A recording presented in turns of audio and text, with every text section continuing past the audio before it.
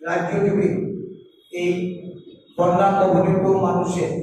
তাদের কাজ সামগ্রী তাদের পুনর্বাসনের ক্ষেত্রে দরবাজি, একটা উদাসীন প্রশাসন, রাজ্যজুড়ে মানুষ আজকে এই বন্যা কবলিত এলাকায় তাদের কর্মসংস্থান হারিয়ে তাদের বাসস্থান, তাদের নিরাপত্তা সব দিক থেকে একটা ত্রাহি অবস্থা। তার মধ্যে চলছে অন্যায়, অবিচার, উৎপীড়ন, নিপীড়ন, মহিলা থেকে শুরু করে রাজ্য জুড়ে সমস্ত অংশের মানুষ,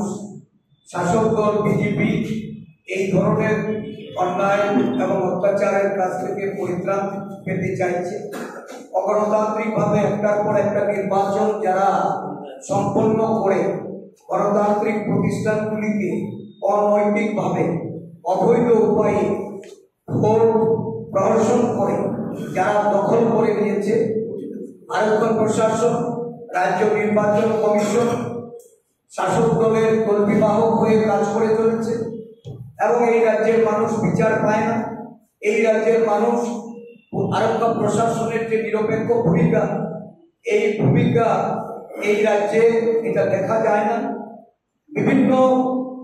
বিরোধী দলের, বিশেষ করে জাতীয় কংগ্রেস দলের নেতা কর্মীদের মিথ্যা মামলায় জড়িয়ে তাদেরকে যেভাবে হেনস্থা করা হচ্ছে, পুলিশের কাছে বারবার আমাদের দলের তরফ থেকে আমরা আলোচনা করে ডেপুটেশন দিয়ে আমরা নানাভাবে তাদেরকে নিরপেক্ষ ভূমিকা পালন করার জন্য অনুরোধ জানানো সত্ত্বেও সেটা উপেক্ষা হয়েছে। যেখানে নির্যাতিত হয়ে মামলা দিতে গেলে মামলা গ্রহণ করে না, আর মামলা গ্রহণ করলেও সেক্ষেত্রে কোনো ধরনের পদক্ষেপ নেওয়া হয় না। এই পরিস্থিতিতে আজকে আমরা বাধ্য হয়ে আরক্ষা প্রশাসনকে সজাগ করতে, সতর্ক করতে, নিরপেক্ষ ভূমিকা পালন করার জন্য রাজ্যের যিনি পুলিশের মুখ্য আধিকারিক, আমরা আগামী 23শে সেপ্টেম্বর মুখ্য আধিকারিকের অফিস ঘেরাও করব এবং সেখানে অবস্থান করে রাজ্যব্যাপী আরক্ষা প্রশাসন যেন একটা নিরপেক্ষ দৃষ্টিভঙ্গি নিয়ে রাজ্যের মানুষের সুরক্ষার জন্য, মহিলাদের সুরক্ষার জন্য বিভিন্ন এই রাজ্যের নির্বাচিত জনপ্রতিনিধি থেকে শুরু করে বিরোধী দলের নেতা কর্মীদের তাদের বিষয় আশয় সম্পত্তি, তাদের আমাদের দলীয় অফিস এবং আমাদের দলীয় কর্মীদের তাদের উপর যে আক্রমণ, এই আক্রমণের আরক্ষা প্রশাসনের তরফ থেকে ব্যবস্থা গ্রহণ করার দাবিতে আমরা এই কর্মসূচি হাতে নিয়েছি।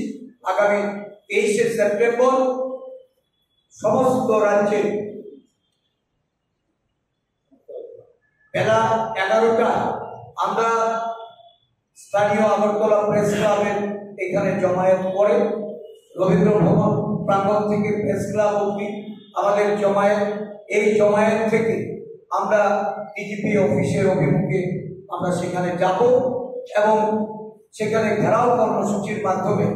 রাজ্যে আরক্ষা প্রশাসনকে সজাগ করার জন্য, সতর্ক করার জন্য, আরক্ষা প্রশাসনের রাজ্যব্যাপী একটা